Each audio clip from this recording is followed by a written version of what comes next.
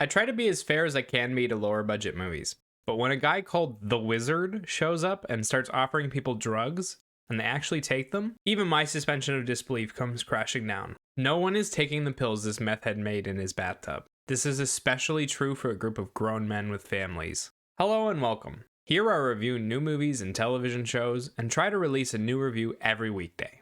Today I'm talking about Who Killed Cooper Dunn. It's written and directed by Nino Aldi and written by Jay Ostrowski and Joseph Rain. It's a psychological thriller that takes place on a secluded island on a lake. The story is hard to explain without giving away the plot, so I'll just give you a brief summary of the beginning. Willie, a pediatrician, is being interrogated by the police over the death of his friend, Cooper Dunn. Exhausted, Willie opens up and tells them his story. Willie and his 5 friends go to an island on a lake to hang out and celebrate their friendship. One friend, Leach, brings a few strangers and almost ruins the vibe, but the party continues and things get wild. The stranger, known as the Wizard, offers the group his homemade drugs. They accept and take them together. From there, they have an even wilder night. The next morning, the group wakes up to find that their friend Cooper Dunn is dead. No one has any memories of the previous night, and the Wizard and one of the other strangers have disappeared as well. Worried they might be implicated, the 5 friends attempt to solve Cooper's murder on their own. I think it's best to start off my review by telling you about the production quality. It's not a well-produced film, and at times the quality can dampen the experience. For example, the night scenes were so poorly lit that I struggled to make out what was happening,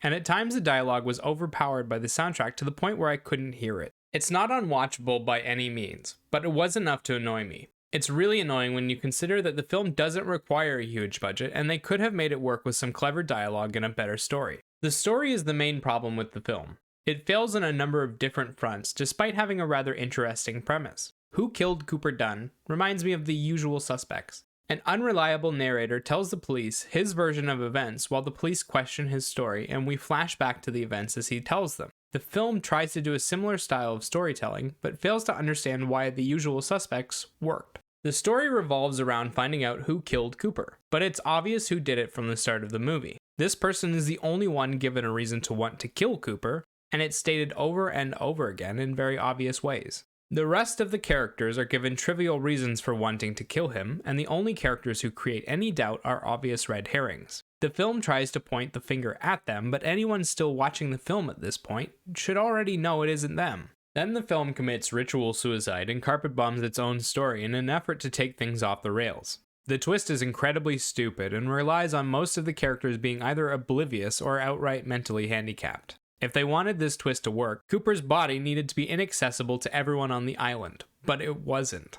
All of them appear to have checked it out, and there's next to a 0% chance that Willie, a pediatrician, would make that mistake. Being incompetent as a doctor isn't the same as being blind, deaf, and dumb. In the last 5 minutes of the film, the police reveal to the audience how the narrator is unreliable, and gives us the real accounting of what happened on the island. It's meant to be a clever twist, but the film doesn't do anything to set up the twist besides a few throwaway lines scattered throughout the film. We never spend any time with the concept of the narrator being unreliable in this way, and none of his actions throughout the film suggest that he has a reason to lie, especially when the 3 other guys there can confirm what actually happened. The characters aren't interesting or likable, and the dialogue is weak. Each of the characters could be boiled down to a single character trait. Cooper is a dick, Willie is a doctor, Jack is an alcoholic, Leach is cowardly, Richie is a traumatized soldier, and Dawson is sad about his divorce. No one gives you a reason to sympathize or empathize with them, and the dialogue is often just the group insulting each other based on their character trait. The acting is okay for the most part.